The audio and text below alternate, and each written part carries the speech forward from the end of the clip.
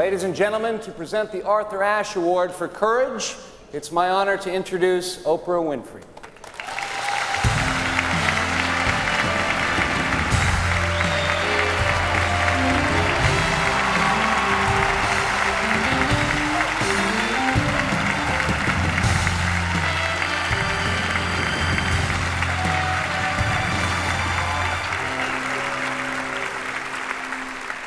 It is human nature to judge the value of our lives by the strength of our accomplishments.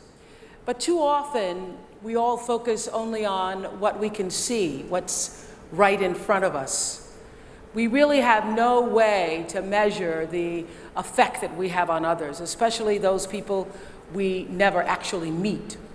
Like a pebble tossed into a lake, sometimes one small selfish action can ripple in all directions, affecting loved ones and strangers alike. Tonight, we celebrate the accomplishments of two ordinary men who dealt with extraordinary challenges, Jim MacLaren and Emmanuel Ofosu Yeboah.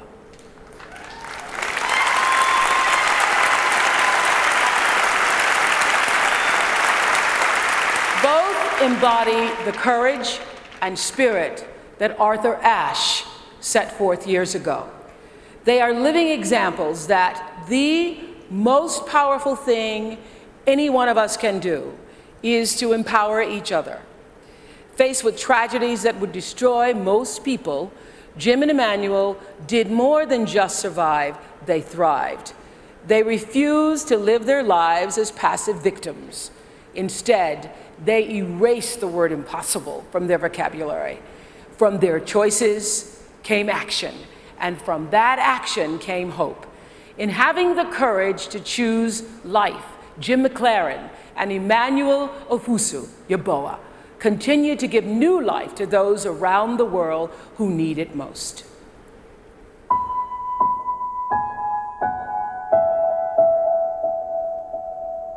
Theirs is an improbable story. Two men from different continents and different cultures who would forever be united in friendship, spirit, and purpose. In the fall of 1985, 22-year-old Jim MacLaren was a 6'5", 300-pound Yale All-American athlete and aspiring actor. His future was as unlimited as his ambitions. It's October in New York City. I was on my motorcycle and it was just an evening that felt full of possibilities. And the next thing I remember was waking up naked in a hospital 8 days later after being in a coma. I was hit by a 40,000-pound New York City bus, dead on arrival. They actually chalked my body on the street. After all the internal injuries and all that happened, ultimately all that really happened was I was missing my left leg below my knee. Jim's body would be liberated by his courageous spirit. After transforming his muscular build into the lean frame of a long-distance runner, he became the fastest one-legged endurance athlete on the planet, breaking the marathon world record in 3 hours and 16 minutes and setting the world record in the Ironman triathlon. He routinely finished in the top third of all contenders in every race he entered. Got onto my bike, and a couple of miles into the bike ride, on a closed course, and I see the grill of a black van coming directly into me. And, the whole world slows. He struck my back wheel, and I was thrown from my bicycle and went headfirst into a signpost and broke my neck. And then I get to the hospital, and a doctor said, "You're a quadriplegic, and you're never gonna move or feel from the chest down for the rest of your life." When Emmanuel Ofosu Yeboah was born without a tibia in his right leg, his mother Comfort was advised to kill him. In Ghana, a disabled baby is considered a curse and is either poisoned or left in the forest to die. The lucky ones are hidden away until they can make their way to the streets, where they'll spend the rest of their lives begging. Comfort Yeboah made a choice. she would keep her son alive and teach him to transcend all limitations. Every day she carried her son 3 miles to and from school. There, Emmanuel was ostracized, and when he was turned away from the soccer team, he stood his ground. Earning $1 a day shining shoes, he bought his own ball and offered it to his classmates on one condition: they had to include him on the team. He never lets no get in the way. He never lets anybody define his limits.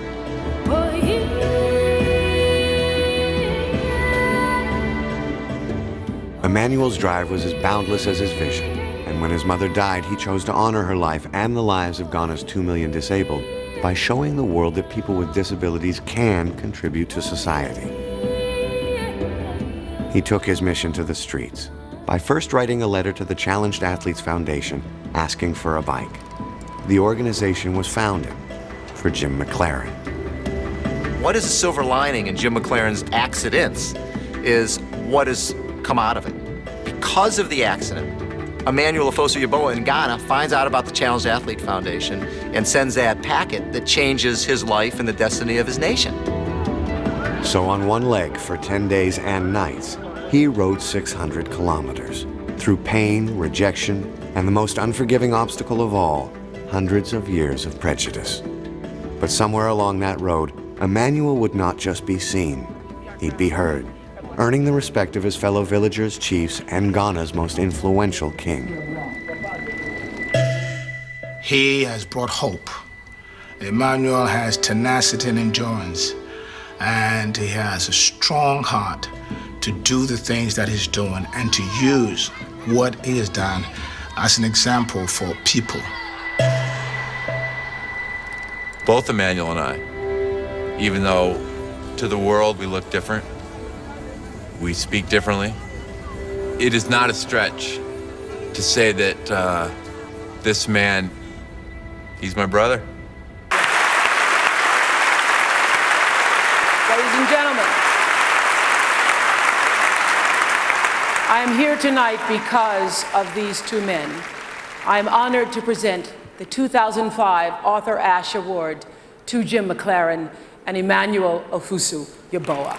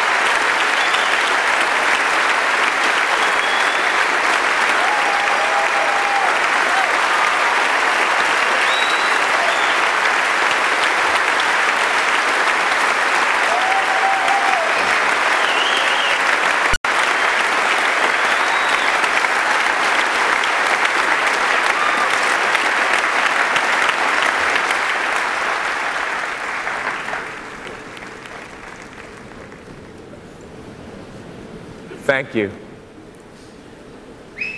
I have to say that I really didn't feel worthy of being here until this morning at the MacLaren, who's been wonderful to me. I was at 6 a.m. and I wanted to turn the air conditioner up a little bit, so I actually fell trying to get in my wheelchair, and I bruised a rib. And I thought, great, I got to get taped up before the big game, so I'll be okay. So I feel like, okay, it's okay to be here.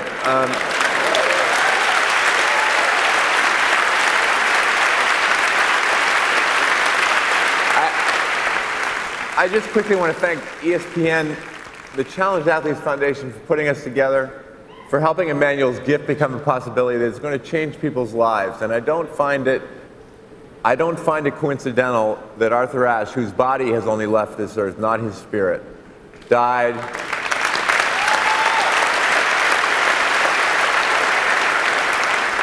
He died 4 months before I broke my neck, and then 10 years later, this man from Ghana comes across to meet me across the Atlantic.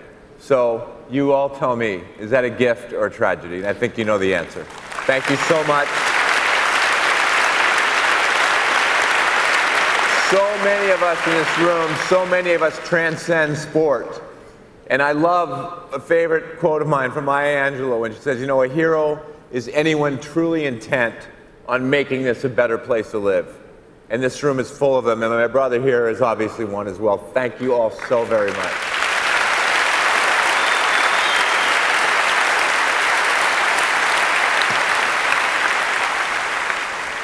Thank you very much for coming this evening.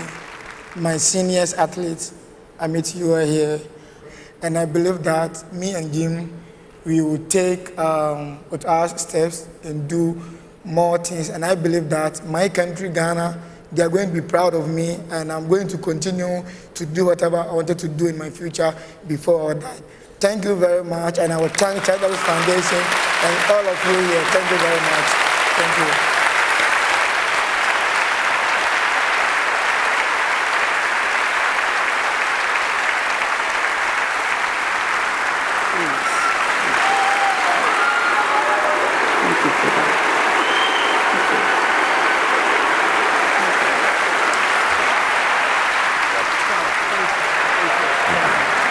Thank you so much.